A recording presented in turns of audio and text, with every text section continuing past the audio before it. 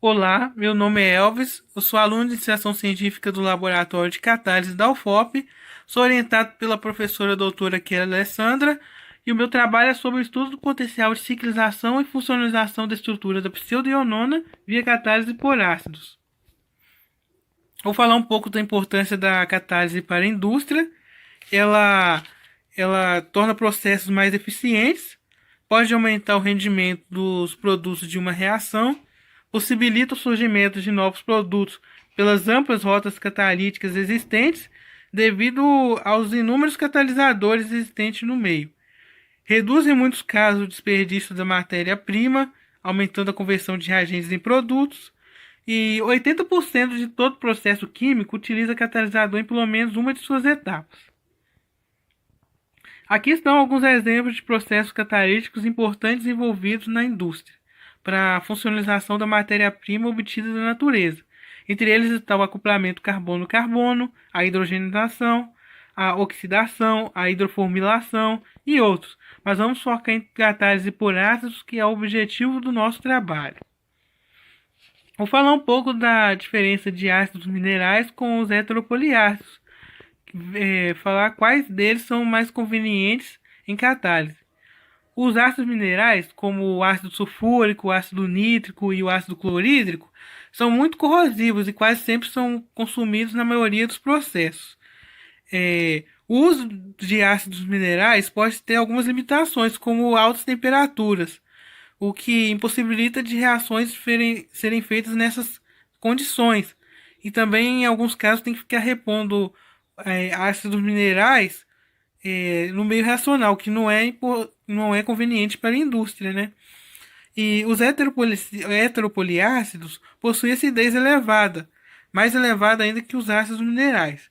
E entre eles o PW, H3, PW12 ou 40 da série de Candy tem maior destaque. E além disso, por eles serem sólidos, podem ser facilmente manipulados.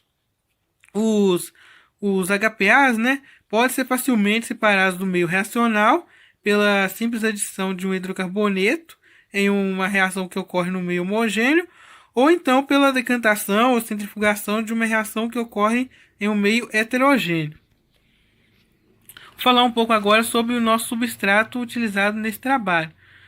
A pseudonona ela é muito utilizada pela indústria para a síntese de iononas, que são precursoras da vitamina A.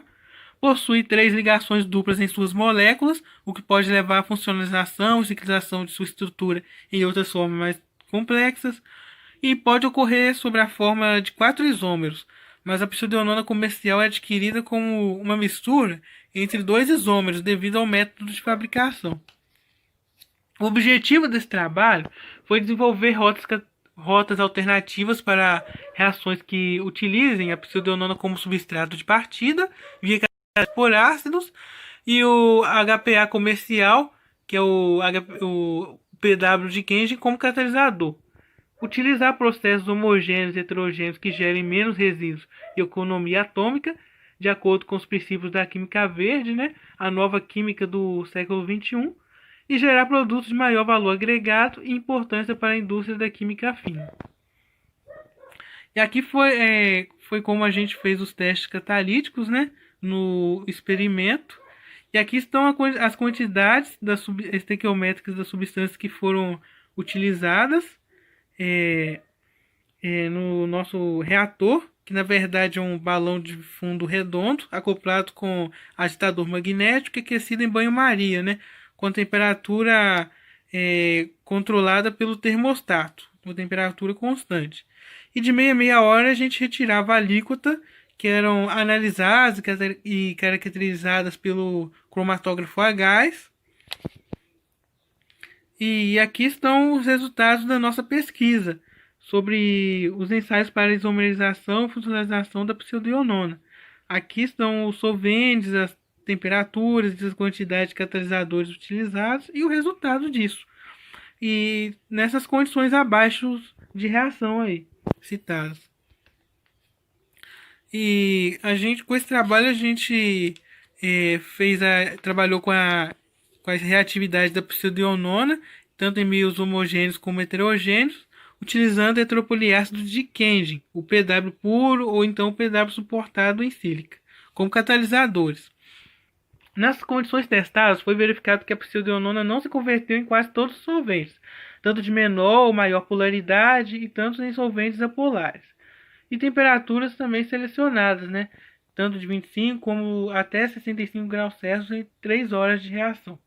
Entretanto, foi observada a conversão da pseudonona a 40 graus Celsius, utilizando a acetona como solvente. Só que, depois que a gente guardava, colocava as alíquotas sobre refrigeração, quando a gente voltava a analisar elas, os produtos não estavam mais presentes. Aí, com isso, uma possível hipótese é a conversão de misturas isoméricas, a conversão da mistura isomérica comercial do substrato em outros dois seus isômeros, prevalecendo assim em equilíbrio quatro formas isoméricas da pseudonona. Então, equilíbrio químico nesse sistema, né, sobre essas condições.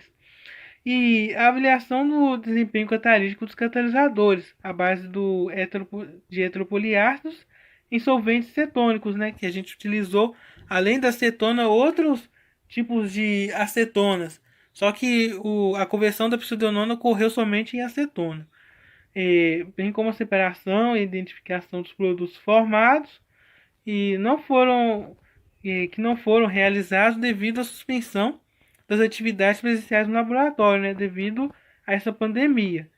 E que depois que tudo se normalizar, a gente voltará com esses trabalhos futuros. Gostaria de agradecer aos órgãos de fomento de pesquisa, como o CNPq e a FAPEMIC, e agradecer também em especial a própria e o DEQI por me dar essa oportunidade de aumentar o meu conhecimento na área de catálise. Obrigado a todos vocês